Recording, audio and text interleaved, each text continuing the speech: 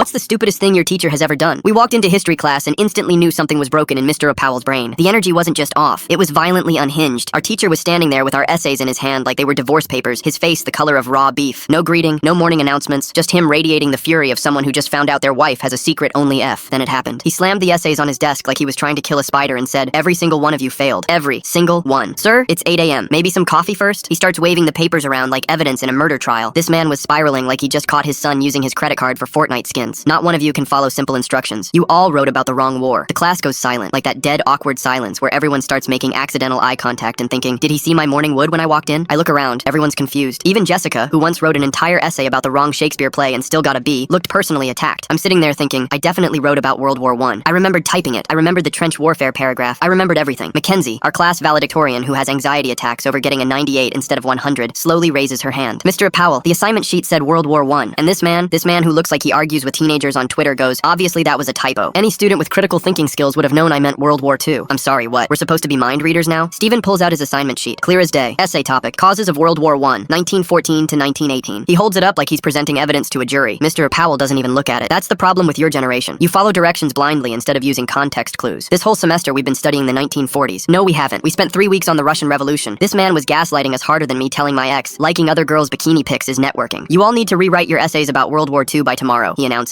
Mackenzie makes a sound like a stepped-on cat. She has SATs tomorrow. She's been studying for months. Her whole Harvard early admission plan depends on her grades this semester. I can't, she says, her voice shaking. I have SATs tomorrow. This essay is 40% of our grade. Mr. Powell smiles. Not a nice smile. The smile of someone who puts raisins in potato salad. Should have thought about that before writing about the wrong war. Maybe Harvard isn't for students who can't understand context. That's when Steven stands up. This is insane. You're penalizing us for following your literal written instructions. He's recording on his phone now. Phones are banned in my classroom, Mr. Powell snaps. That's an automatic 0 for you. And recording without consent is illegal. Do you want a suspension too? The whole class erupts. People are pulling out their assignment sheets. Someone's already texting their parents. Mackenzie is having a full breakdown because her perfect GPA is about to get demolished by a man who probably thinks the moon landing was fake. Then Xander, who usually spends class drawing anime characters, drops a bomb. My brother had you 3 years ago. You did this same thing to him. He lost his scholarship. Mr. Powell's face goes from red to purple. Some students rise to challenges. Others prove they were never meant for higher education. That's when our principal walks in with Mackenzie's mom, who happens to be a lawyer. She's holding a stack of papers and looking like she's about to end this man's whole career. Mr. Powell, the principal says slowly, can you explain why you're failing students for following your written instructions? He tries to backtrack, pulls out some rubric he clearly just made up, claims it was about interpretive analysis and critical thinking beyond literal instructions. But Mackenzie's mom already has emails from previous students. This psychopath has been doing this for years, specifically targeting scholarship kids and honors students. As we file out of class while the principal escorts Mr. Powell to his office, Steven leans in and whispers, you think he'll admit it was his mistake? And I said no, he'll probably blame the assignment sheet.